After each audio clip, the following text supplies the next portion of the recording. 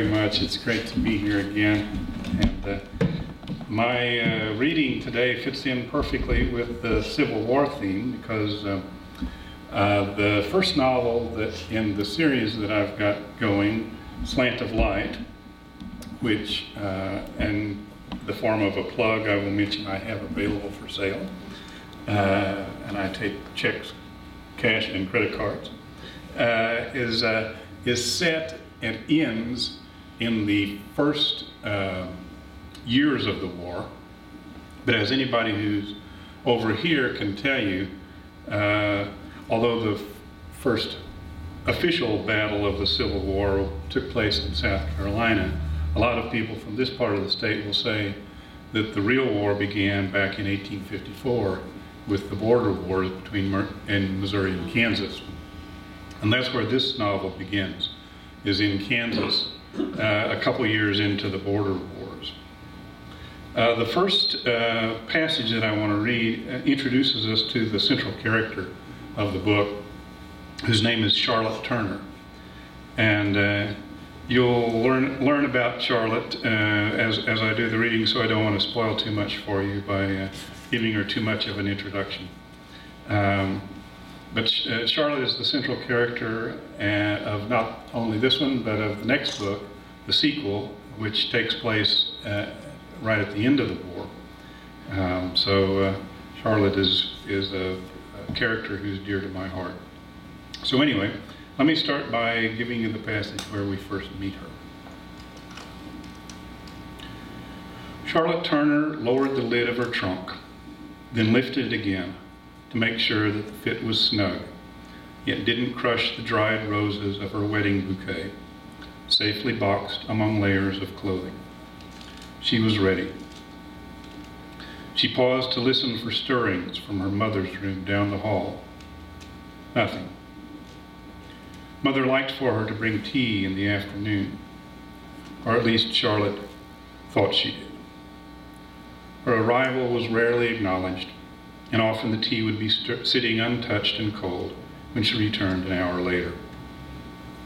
But sometimes there would be a murmur of thanks, a few words exchanged. At least her mother was eating regularly now. For the first 2 weeks after Caroline's death, she had taken no nourishment that anyone could detect, despite the entreaties of Charlotte and Colonel Sumner's wife. Things were still not good with Mother. She took her meals in her room, rarely changed out of her dressing gown, and spent most days in a chair by the window, writing long entries in her diary. Charlotte walked downstairs to the kitchen where the tea had been steeping. She bent over the pot and inhaled the aroma. How could anyone resist this fragrance, the smell of distant rain and exotic soils? It was hard travel from the slopes of India to the wood stove in Kansas, and she was determined to appreciate that journey. She poured herself a cup and sat on the sofa to listen to the wind. Sometimes she still found it hard to believe that they had been transferred to Leavenworth after all those years at West Point. It was true, as Father had reminded them at the dining table, that an officer today was lucky to have a posting at all, what with Congress whittling on the Army every year, and some arguing that it was time to disband it altogether. Thank heaven for the Indians, he said mildly, as Caroline sniffled into her napkin. Otherwise I might have to find respectable work at last, a barber or whatnot. West Point had been a queer but pleasant existence, growing up one of the twin daughters of Captain Carr. From the time she and Caroline were 12, cadets were a constant presence, looking for opportunities to serve. Was it her approval they were seeking, or his? Charlotte could never quite tell. Caroline was the prettier one, more vivacious. She knew how to talk to these lads. Charlotte was more inward and self-conscious.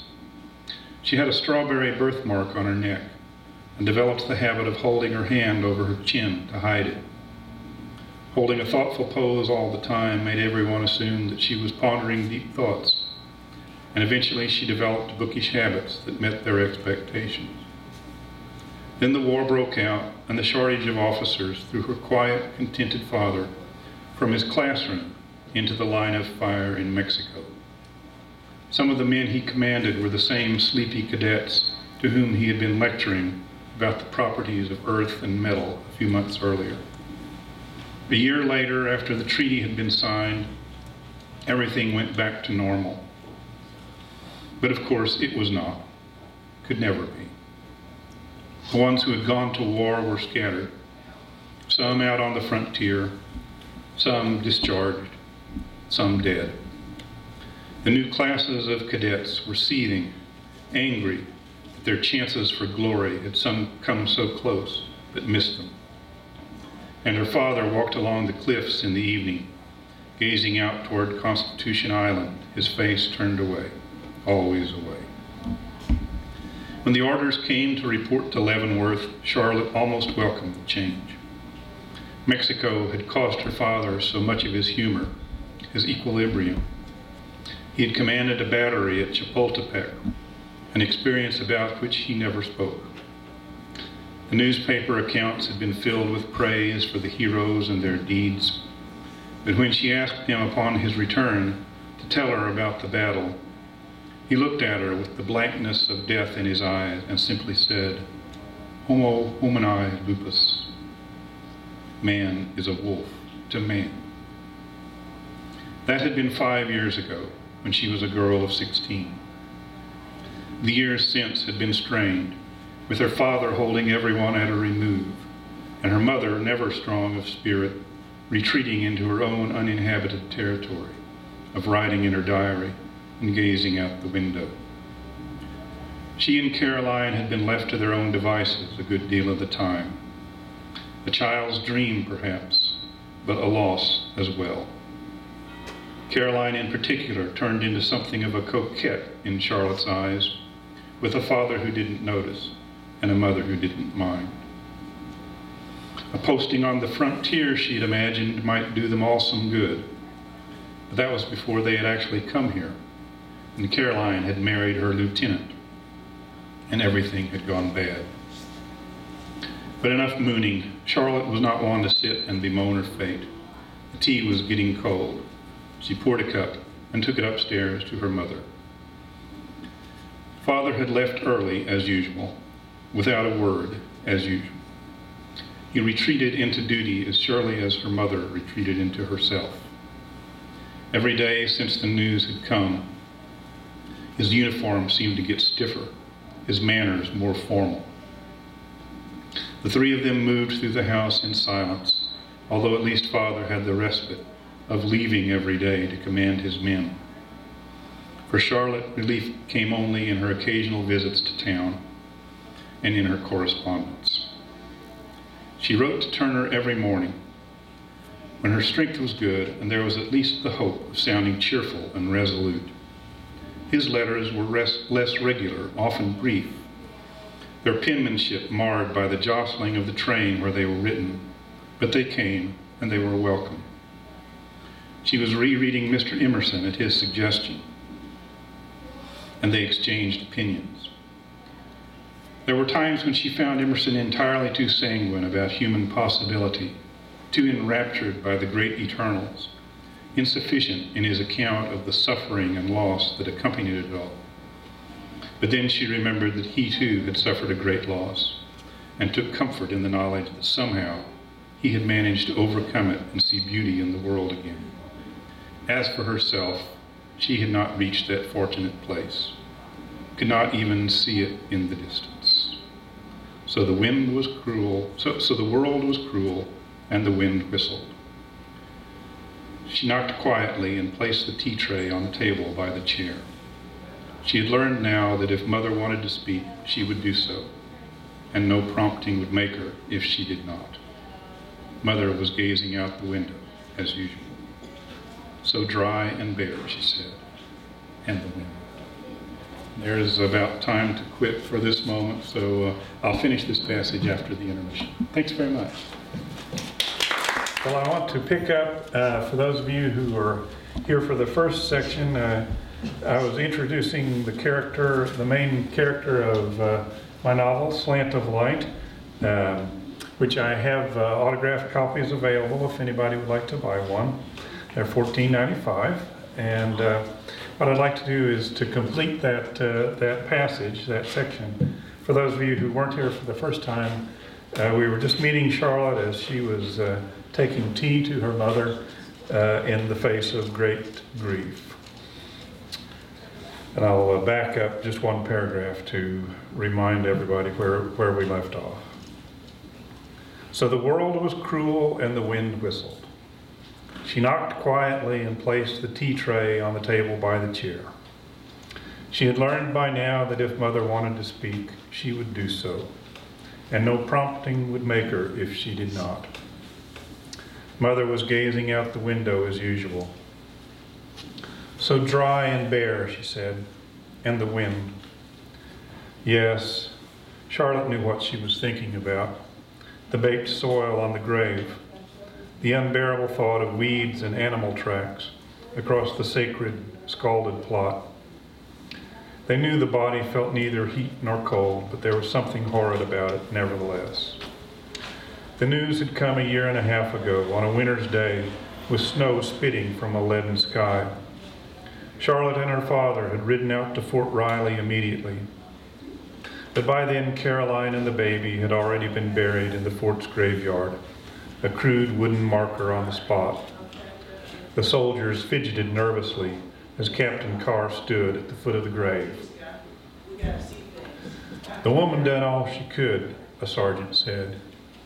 She's the wife of the traitor. She done all she could. Father heard it all without replying. The lieutenant, locked in his quarters, wailing, would not see them, and they had not insisted. We'll be back in the spring with a better marker, he finally said, turning away. He climbed into the carriage. Charlotte had not been ready to join him yet. As the men backed away, she stood at the grave, wanting to speak, but with nothing to say, wanting to pray, but with nothing to ask for. Let this pass, she said finally, although she wasn't sure what this was. This sorrow, this disaster, this life, this deep silence between them all. Whatever it was, let it pass. Mother did not appear to want to say anything further, so Charlotte left the tea tray and walked downstairs. Her father was waiting for her at the bottom of the stairs, home earlier than usual. Walk with me, would you? He said. Of course. They stepped onto the porch where the heat of the day still lingered, although the sun hung low in the sky. The air was muggy and still. 3 men desultorily whitewashed one of the barracks across the parade ground, while a troop suffered through rifle drills under the gaze of their sergeant.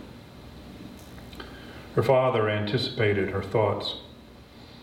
Better to have them drill in the sun and become accustomed to it than have them surprised on patrol one day and be unready. I know. It's just hard to imagine that occasion around here. These men will be off to Riley soon enough, or perhaps Utah. Then they'll have occasion.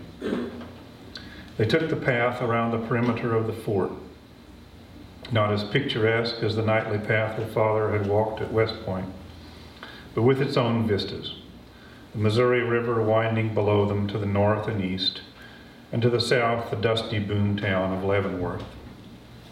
They paused on a hummock overlooking the river, an Indian burial mound, or so her father said.